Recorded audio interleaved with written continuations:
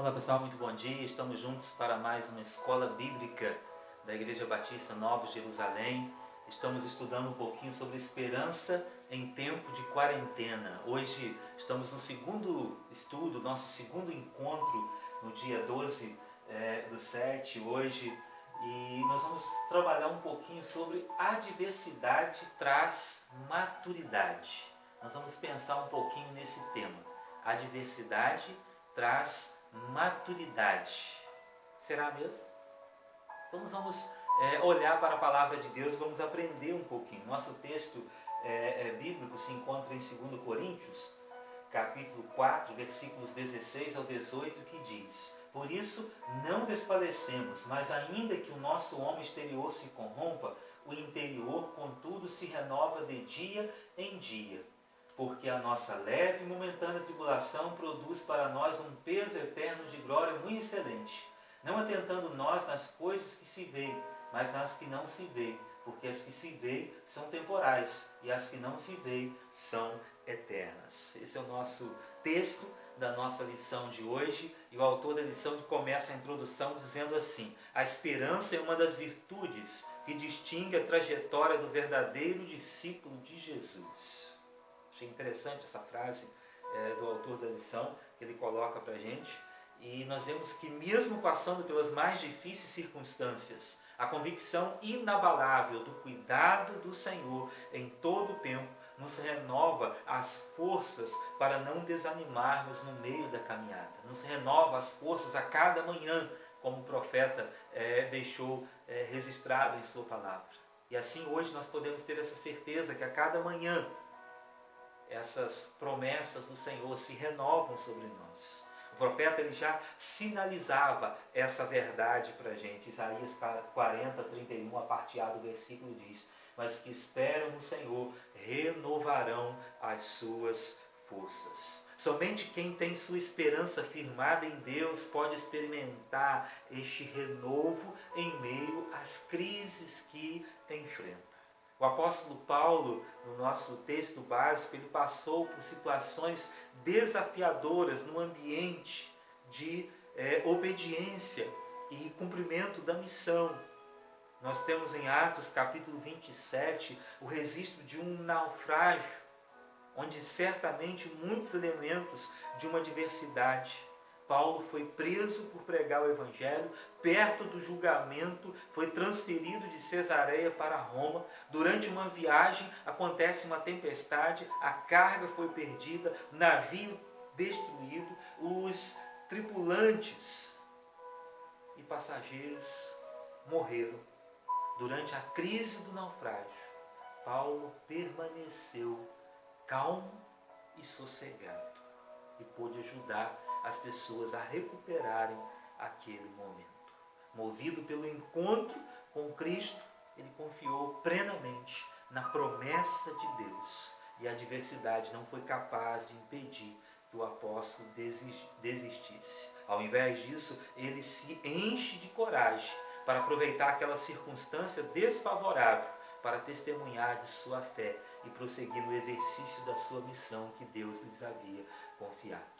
A adversidade tem o poder de revelar a intensidade de nossa comunhão com Deus e o nível de nossa confiança em sua palavra. Desanimar não é uma possibilidade. Pense nisso. Desanimar não é uma possibilidade para o discípulo verdadeiro de Cristo Jesus, daquele que tem a sua vida nas mãos de Deus, que tem todo o controle da situação. Nosso primeiro ponto da nossa lição fala que a adversidade ela é inevitável. Inevitável a adversidade. Nem de longe a promessa da palavra sugere que a vida cristã envolve imunidade aos problemas da vida. Pelo contrário, a Bíblia está repleta de histórias narrando as lutas que os servos fiéis precisaram atravessar. Não são apenas os desobedientes que estão expostos aos sofrimentos e aos desafios. Aliás, aquele que é fiel a Deus, ele está, parece mais exposto a essas dificuldades. Não podemos esquecer que residimos numa terra devastada pelo pecado e moramos num tabernáculo que envelhece, que adoece e morrerá. Essa é uma realidade universal. O cristão, aquele que serve a Cristo, padece pela escolha que fez de servir ao Evangelho, como podemos comprovar em Filipenses 1:29. Por amor de Cristo, vos foi concedido não somente crer nele, mas também sofrer por ele. Por quem? Por Cristo. Essa é a grande verdade da palavra de Deus. Ninguém está livre das adversidades. O segundo ponto da lição fala que a adversidade tem fontes diversas. Talvez alguém questione, mas de onde vêm as adversidades? Talvez alguém faça uma pergunta e quem sabe você aí esteja fazendo essa pergunta. De onde vem tanta adversidade, tanta crise? Onde está Deus? E aí nós podemos analisar alguns pontos. As adversidades podem surgir a partir de nós mesmos. Sempre que fazemos escolhas equivocadas, erradas, estamos sujeitos a arcarmos com as consequências. Não esqueça disso. Também, as adversidades podem surgir a partir das pessoas que estão à nossa volta, a partir daquelas pessoas que estão à nossa volta. Alguns textos produzidos pelo apóstolo Paulo, especialmente a sua segunda carta aos Coríntios, relata o apóstolo lidando com as lutas produzidas por aquelas pessoas que não acreditavam em seu ministério. No capítulo 11, versículo 5, fala de falsos irmãos. Capítulo 11, versículo 26, nos mostra que pessoas ferem umas às outras pelos mais diferentes motivos. E assim, infelizmente, essa caminhada. E um terceiro princípio também, essa adversidade podem surgir por uma ação de Satanás, uma ação do inimigo. As adversidades podem surgir por causa do inimigo. Existem dois extremos a serem evitados. Alguns subestimam as ações do inimigo, enquanto outros superestimam as suas artimanhas. O diabo continua em seu propósito, conforme João capítulo 10, versículo 10 definiu. Ele veio matar, roubar e destruir. As adversidades também podem surgir por uma ação divina. Deus tem os propósitos, os desígnios dele, para que seus propósitos eternos sejam cumpridos. Em determinadas situações, momentos da vida, Deus intervém na história, criando circunstâncias específicas para a realização dos seus planos. Estamos vivendo essa crise na humanidade, essa pandemia do coronavírus, e é evidente que, claro que teve o dedo do homem, mas é permissão de Deus para que o homem aprenda realmente. Mas infelizmente muitas pessoas parecem que não estão aprendendo a lição. E o nosso terceiro ponto é a adversidade, ela é pedagógica. Como? Aí nós podemos olhar. Mais importante que sair das situações de adversidade é aprender as lições que a adversidade pode nos proporcionar. É pedagógico por isso. Mais importante que sair das situações adversas é aprender as lições que as adversidades podem proporcionar. Como? Sim, aprender as lições. Nós aprendemos primeiro aqui, na adversidade aprendemos que somos pó, nada. Né?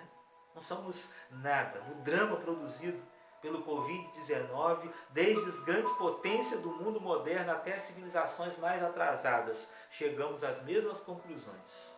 Basta um microscópio vírus para que o mundo inteiro enxergue a sua insignificância. O mundo se percebeu impotente diante de um microscópio vírus. No Salmo 8, após ressaltar a grandeza de Deus, o rei Davi indagou assim, Salmo 8:4. Que é o homem para que lembres dele? Que é o homem para que lembres de Deus? Isso significa que não podemos confiar em nós mesmos. Jeremias capítulo 17, versículos 5 ao 7 diz assim, diz o Senhor, maldito o homem que confia no homem, faz da carne o seu braço e aparta o seu coração do Senhor.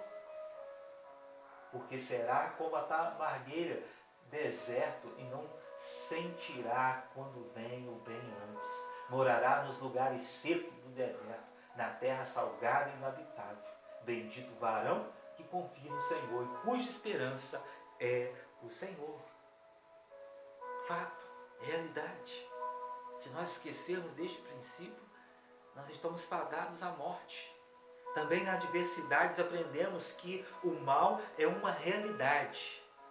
O mal é uma realidade. Existem coisas que não mudam, não mudarão. O mundo nunca deixará de ser mundo, a carne nunca deixará de ser carne e o diabo nunca deixará de ser diabo. Lembre-se que Jesus disse que o mundo jaz no maligno. Não se esqueça que a carne é fraca e que o inimigo é mentiroso. Não podemos nos descuidar nem um minuto sequer. E aí, para muitos, o coronavírus ensinou lições dessa forma. Para outros não ensinou nada, não vai ensinar nada. Por quê? Eles esqueceram que o mundo jaz no maligno, a carne é fraca e que o inimigo é mentiroso. Na adversidades aprendemos a confiar em Deus. Você está aprendendo a confiar mais em Deus? Que Ele reina, que Ele vive. Quando nos faltam os recursos humanos e até mesmo o básico, o necessário, os celeiros divinos estão cheios à nossa disposição. Celeiros divinos. No Salmo 119, versículo 71, ele afirmou: foi bom para mim ter sido afligido, para que aprendesse os teus decretos, os teus mandamentos, a tua lei. Na palavra de Deus encontramos toda a provisão que precisamos para atravessar as adversidades da vida. Aprendemos que Deus zela em cumprir a sua promessa na vida dos seus filhos amados. Ele permanece no seu trono, conduzindo toda a história. E também a adversidade nos faz crescer. A adversidade nos faz crescer. O foco de nossa atenção ultrapassa os níveis de peregrinação. Um dos grandes prejuízos desse tempo, dessa era, é a nossa atenção exagerada no aqui e agora. A gente tem esquecido que a nossa vida é além. Olhando para a vida do grande apóstolo Paulo, percebemos claramente que ele estava mais preocupado com as coisas celestiais do que as terrenas. Ele diz assim: porque para mim tenho por certo que as aflições deste tempo presente não são para comparar com a glória que em nós há de ser revelada. Parou para pensar nesse versículo? Nessa realidade da palavra de Deus? Paulo não olhava as adversidades como um fim em si, mas como um instrumento de Deus para o seu crescimento. E nós devemos também olhar dessa forma, como instrumento de Deus para o nosso crescimento. Por mais intenso que seja o sofrimento desta vida, o nosso texto básico, Paulo qualifica que é leve e momentâneo.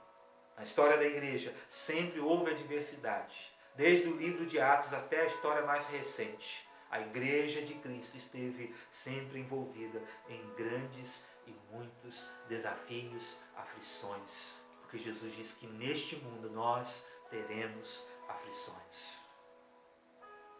Neste mundo presente. E concluindo no pensar e agir, uma pergunta: por serem imprevisíveis, como você se prepara para os dias da adversidade? Como você se prepara para os dias da adversidade? Precisamos estar em Cristo, porque as tempestades chegam para todos. Não escolhe cara, posição social, cor, chega para todos. Uma segunda pergunta: o que fazer para que as adversidades não nos afastem de nossos compromissos espirituais? O que a gente precisa fazer? Pensa aí. Precisamos focar na vida além terra, na vida em Cristo.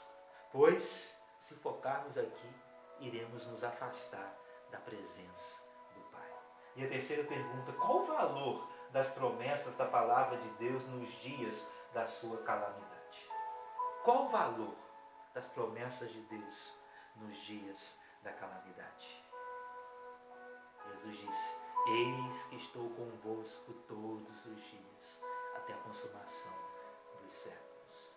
Independentemente de serem dias de calamidade, dias bons, Ele está presente. E a última pergunta é a seguinte: se todo mundo, crentes e incrédulos, estão sujeitos aos sofrimentos, qual é a vantagem de servir a Jesus? Se ninguém está livre, que vantagem eu tenho em servir a Jesus? Eu preciso pensar o seguinte, na minha vida com Deus.